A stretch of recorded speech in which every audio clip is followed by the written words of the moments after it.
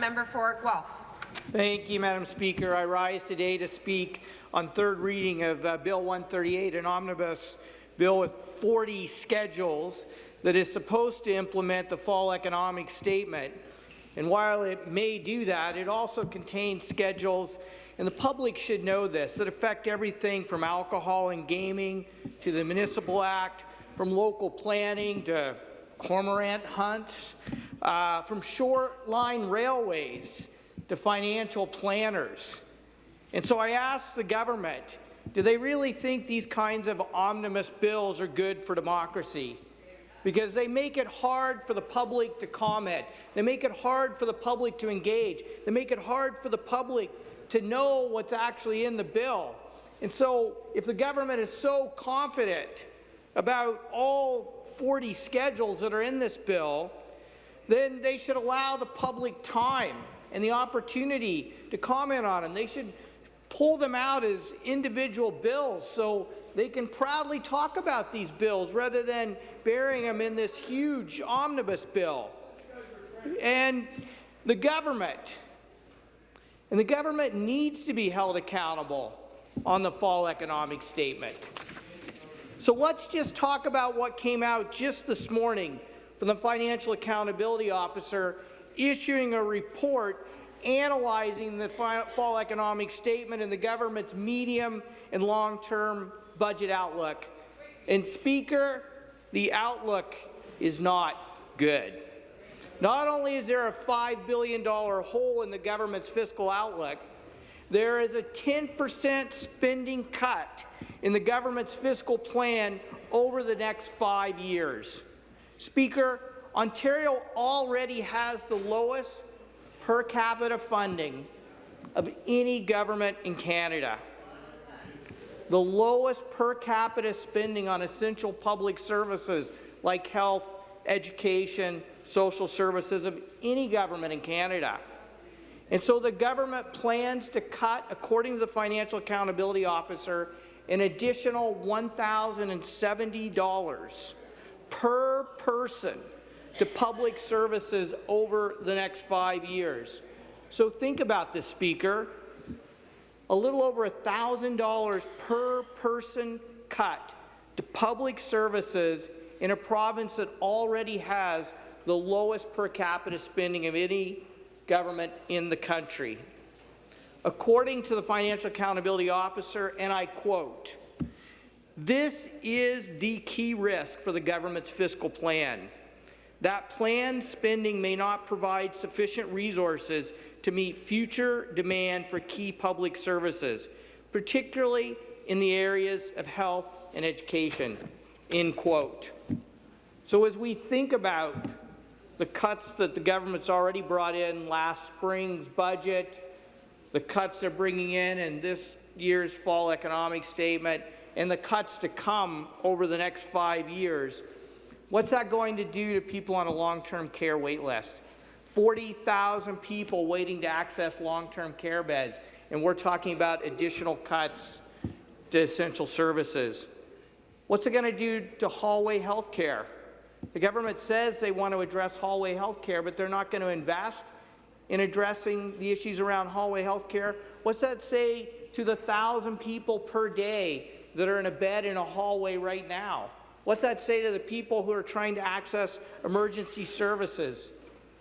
What's it say about people who need access to mental health and addiction services if we're going to have an additional $1,000 per person cut over the next 5 years? What's it say to the 12,000 young people who are on a wait list right now to access mental health services? I know I've told this story before, but it's worth repeating, Speaker. Last year when I was canvassing, I ran into a young man who I asked him how his day went, and he said, "You know what, I'm doing okay. I'm doing okay today, but it had been better if the suicide outreach person who was supposed to call me 8 months ago had actually called me so I could access the services I need. That would make me feel a lot better today." What's it going to say to the students who are experiencing cuts to their classrooms?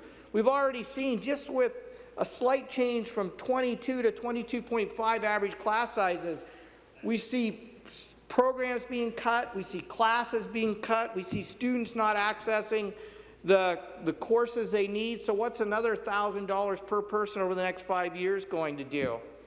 So I would argue that this cut first, think later approach to governing is not working. It's had the government on their heels over the last few months, and I would say it's going to continue to put them on the hill. So they can change your tone all you want here in the legislature, but until you change the policy direction that this government is going, you're going to continue to have pushback from the people of Ontario.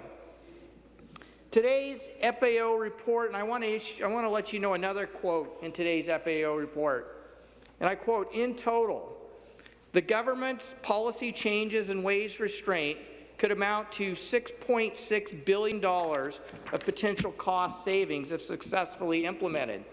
This suggests that the demand for public services will exceed the government's planned program spending by approximately $4.8 billion by 2021-22 after accounting for the government's cost-saving measures."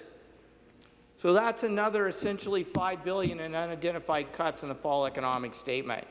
But Speaker, let's dig in to a few of the things that are explicitly cut in the fall economic statement. Year over year, $130 million for the Ministry of Agriculture and Rural Affairs. I don't know what this government has against farmers. I love farmers. I love Ontario Food and Farmers. I want to support Ontario Food and Farmers. I don't want to cut the ministry by $130 million. We're facing an affordable housing crisis, Speaker. A $368 million cut to the Ministry of Municipal Affairs and Housing. You know, Speaker, in this province right now, the average person, it takes them 32 years to save for a down payment to purchase a home. 0% of rental units in places like Guelph, Kitchener, Waterloo, Toronto, Kingston, Thunder Bay, cities all across Ontario, 0% of the available rent is affordable for somebody on a minimum wage income. There's 140,000 people on a wait list to access social housing, and yet they cut the ministry's budget. And the biggest cut year over year in the fall economic statement is $671 million to OSAP, to young people trying to afford to go to college or university. You know, employers tell us, and I think the Premier even says this a lot, that we need more skilled people to fill the jobs in the province. Well, how are we going to get more skilled people to fill those jobs if we actually cut OSAP, which gives them the money that they can afford to go to college or university? So I'd like to just call attention to a few of the schedules, and I know some of my colleagues have mentioned this, but it's worth repeating. A few of the schedules in this bill. The first is Schedule 30. It's been flagged by privacy experts as concerning, opening the door to the ability of Cabinet or even Ontario Health to make regulations regarding our personal health data. Think about that for a second. The privacy commissioners raised concerns that our health data is at risk. It might even be for sale. Think of how many people are concerned about, you know, I don't know, Facebook or Google or a lot of these large, big corporations having access to our data and selling it. But imagine, yeah, Fitbit, yeah, there's a lot of them out there. But imagine having the government, our government, accessing our private health data and potentially putting it up for sale, Speaker. I don't think the people of Ontario support that.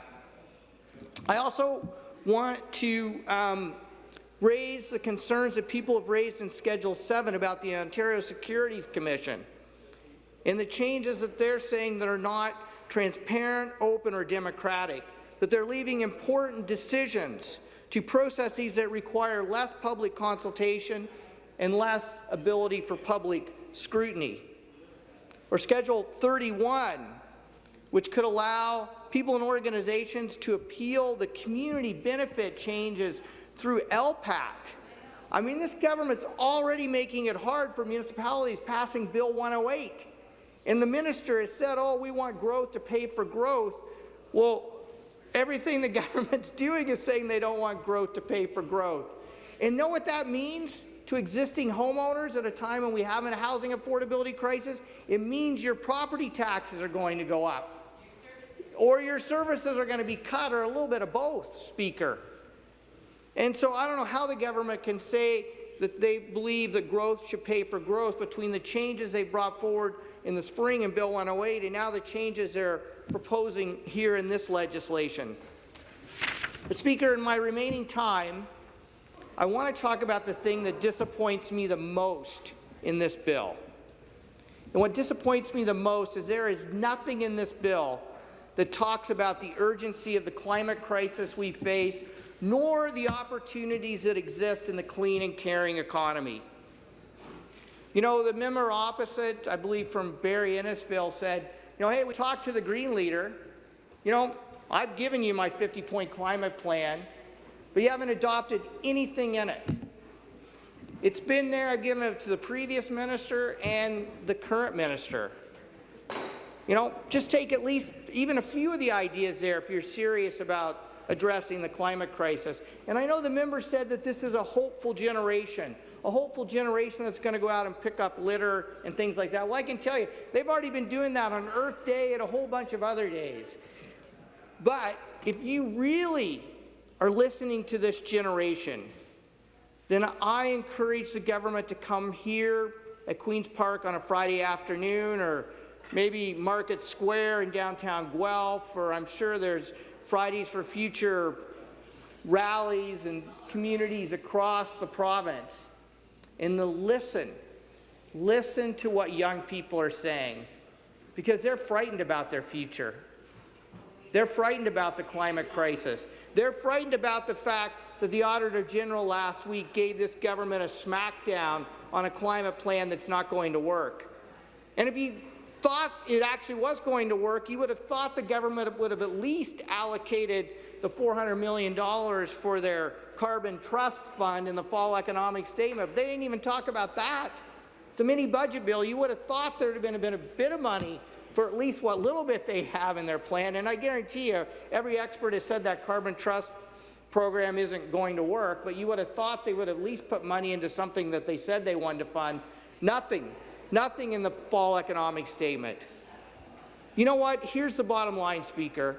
The biggest economic opportunity before us is investing in the $26 trillion clean economy. $325 billion a year will be invested in renewable energy globally every single year over the next 5 years, according to Bloomberg. And so not only is there nothing in the fall economic statement about that, they're actually wasting $231 million ripping up renewable energy contracts. So how are we going to attract that global investment to Ontario when we have a government ripping up the contracts of existing contracts, let alone working with new investors? We know that over the next 5 years, $255 billion are going to be invested in electric vehicle, in low-emission vehicle and zero-emission vehicle technology. Nothing in the fall economic statement about it. So when the Financial Accountability Officer says there's concerns about maybe economic growth in Ontario, the government has a great opportunity to embrace the clean and caring economy and address climate change at the same time, and they're failing to do it. And I believe people deserve better. Workers deserve a job in the clean and caring economy as we make a just transition to the future. Our children and grandchildren deserve a prosperous future and a livable planet. And the bottom line is, Speaker, Bill 138 fails on all accounts. And I will be voting against it, and I encourage the members opposite to vote against it with me. Thank you, Madam Speaker.